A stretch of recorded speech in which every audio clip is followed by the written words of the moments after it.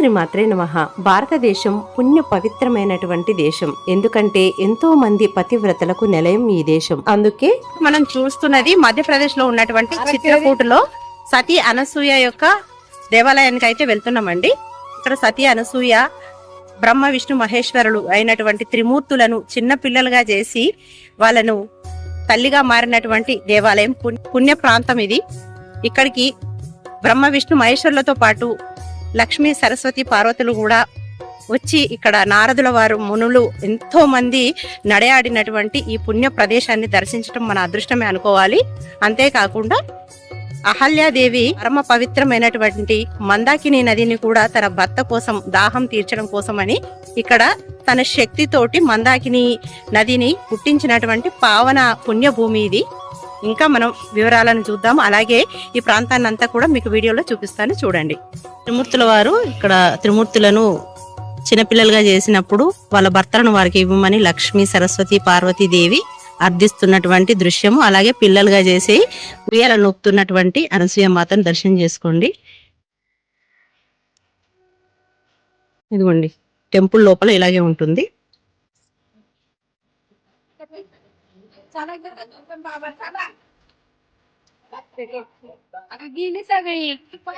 చాలా షాపింగ్ అయితే ఉంటుందండి ఇక్కడ. చెక్క ఇక్కడ అమ్ముతున్నారు చూడండి.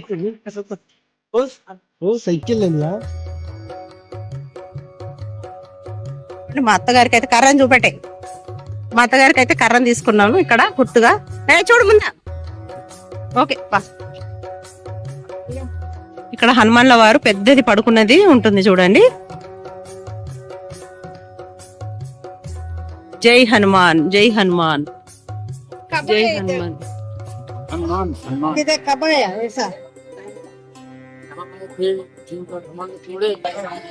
ఇక్కడ మందాకిని నది ఎంత స్పష్టత అంటే నేను ఎంతో దూరం నుంచి వీడియో తీస్తున్నా, కానీ ఇక్కడ మీకు కనిపిస్తుందా చేప? చూడండి, అదిగో చేప కదులుతుంది కదా, అంత స్పష్టంగా కనిపిస్తాయండి. అంత క్లియర్ గా ఉంటాయి వాటర్, అంత స్పష్టంగా ఉంటాయండి. అదే భీముడు ద్రౌపది దేవికి ఏదో వ్రతం ఉంటుంది, ఏదో పూజకు కమలాలు కావాలని అంటారు. వ్రతానికి 180 కమలాలు కావాలి. ఓకే, అవి కోయడానికి వస్తాడు మందాకిని నదిలోకి. అయినా మరి నాకు అంత గుర్తులేదు. ఓకే, నదిలోకి వచ్చి ఆ పువ్వులు కోయడానికి వచ్చినప్పుడు ఈయన ఏం చేస్తాడు, తోకడ్డం పెడతాడు. పడుకొని చాటున ఉండి తన తోకని పోనీయకుండా ఇట్లా అడ్డం పెడతాడు. ఓకే, ఆ అడ్డం పెట్టినప్పుడు భీముడు ఏం చేస్తాడు, లేపడానికి చాలా ప్రయత్నం చేస్తాడు. ఓకే, అస్సలు కదలేదు.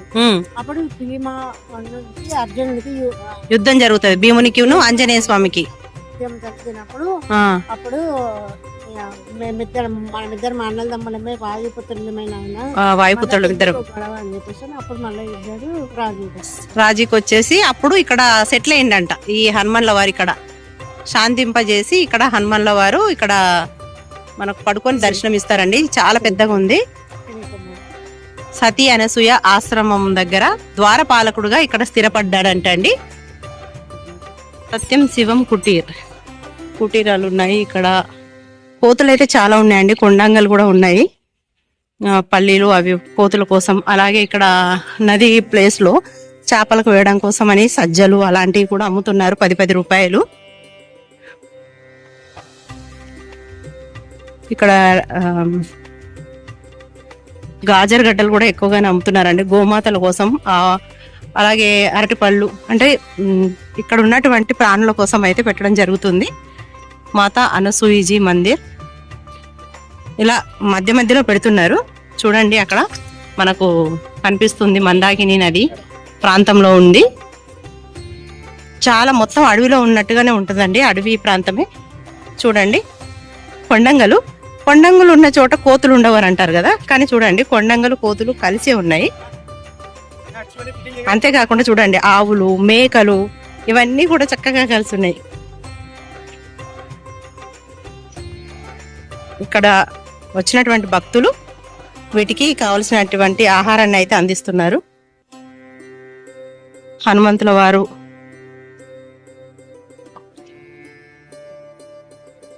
ఇక్కడ వీల్ చైర్స్ కూడా ఉన్నాయండి. అంటే ఎక్కలేని వాళ్ళు, నడవలేని వాళ్ళకి ఇక్కడ వీల్ చైర్స్ మనం అంటే ప్రైవేట్ గానే టెంపుల్ తరపు నుంచి ఏం కాదు, మాట్లాడుకొని నడవలేని వారు అందులో వెళ్ళొచ్చు.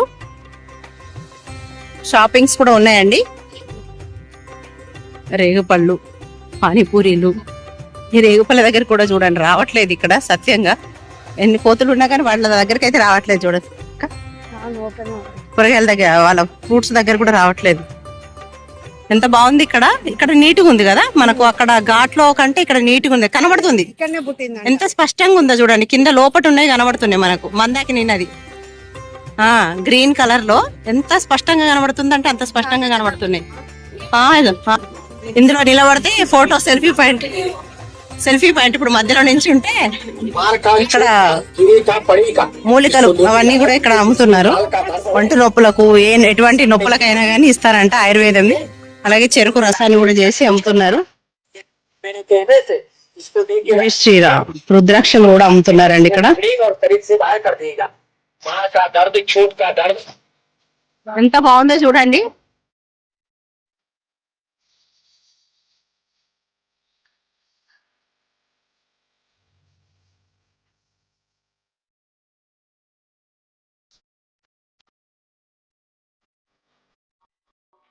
ఇక్కడ మందాకిని నది. చేపల కోసము ఇక్కడ వాటికి పిండి రుద్దేసి ఇస్తున్నారు. కిత్నా 10 రూపాయ క్యా హై మछली కదా. చూడండి ఎంత బాగున్నాయి చేపలు. పదకాయ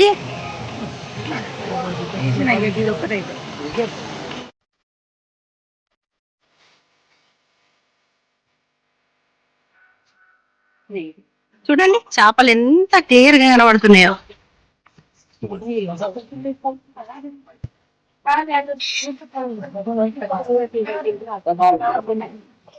ఇంకా పెద్ద పెద్ద చేపలు ఉన్నాయి చూడండి. అసలు ఎంత బాగుందోనండి ఈ ప్లేస్ అయితే. ఇక్కడ మొదటిసారి నేనైతే వీళ్ళకు ఈ అమ్మే వాళ్ళకి థ్యాంక్స్ చెప్తున్నా. అటువంటి చేపలకు మన కళ్ళ ముందర తింటుంటే ఎంతో సంతోషం అనిపించిందో, దాన పెట్టగలిగినాం కదా అనిపిస్తుంది. ఈ ప్రాంతం అంతా కూడా చేపలకు, కోతులకు, కొండముచ్చులకి,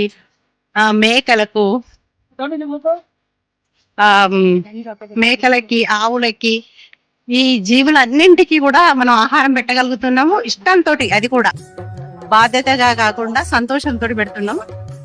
శ్రీకృష్ణుడు అర్జునుడు అనేది ఇక్కడ చూడండి గీతోపదేశం జరిగినటువంటి సన్నివేశాన్ని అయితే ఇక్కడ పెట్టడం జరిగింది. అలాగే సూర్య భగవానుడు చూడండి ఎంత పెద్దగా ఉందో. నైట్ టైంలో వ్యూ చాలా బాగుంటుందంట. చూడండి ఛత్రపతి శివాజీ మహారాజ్ ఎంత బాగుందోనండి. ఇదంతా కూడా శివుడు రథంలో ఎక్కడ కూడా కనిపించాడు, ఇక్కడ కనిపిస్తుంది మనకు. టెంపుల్ లోకి వెళ్ళేటువంటి ఎంట్రన్స్ అండి ఇక్కడ నుంచి. ఇది ఎగ్జిట్. ఇప్పుడైతే లోపలికి వెళ్తున్నాము.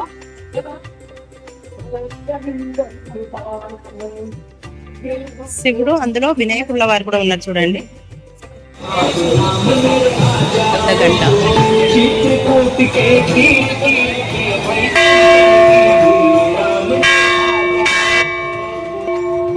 గంట అండి. ఓం నమః శివాయ, ఓం నమః శివాయ. ఇక్కడ మనకు శ్రీరాముల వారు యుద్ధానికి వెళ్ళినటువంటి, రావణాసురుడి మీదకి యుద్ధానికి వెళ్ళినటువంటి ఈ సన్నివేశాన్ని ఇక్కడ పెట్టడం జరిగిందండి. చూడండి ఎంత బాగుందోనండి, చాలా బాగుంది అసలు. మహాసాధ్వి అనసూయ మందిర్ ఇది శిఖరం అండి. లోపల వీలుంటే మీకు చూపించే ప్రయత్నం చేస్తాను. లోపల అలో చేస్తే, ఇన్ కేసు లేకపోతే ఇక్కడ శిఖర దర్శనం చేసుకోండి. మీకు కూడా ఇక్కడ దర్శనం చేసుకున్నటువంటి ఫలితం అయితే దక్కుతుంది. శిఖరం పైన కూడా అప్పుడు సతీ అనసూయ వాళ్ళ సన్నివేశాలను అయితే పెట్టడం జరిగింది. శ్రీకృష్ణుల వారు అలాగే అనసూయ మాతాది అన్ని కూడా ఇక్కడ పెట్టడం జరిగింది. చూడండి ఇక్కడ వ్యూ ఎంత బాగుందో చూడండి. మహాసాధ్వి అనసూయ మందిర్ వెళ్తున్నామండి మనం. ఇదిగోండి ఇలా క్యూ అయితే వెళ్తున్నాం. ఇక్కడ నుంచి క్యూ ఉంది, ఎంట్రన్స్ అన్నమాట లోపలికి వెళ్ళడానికి.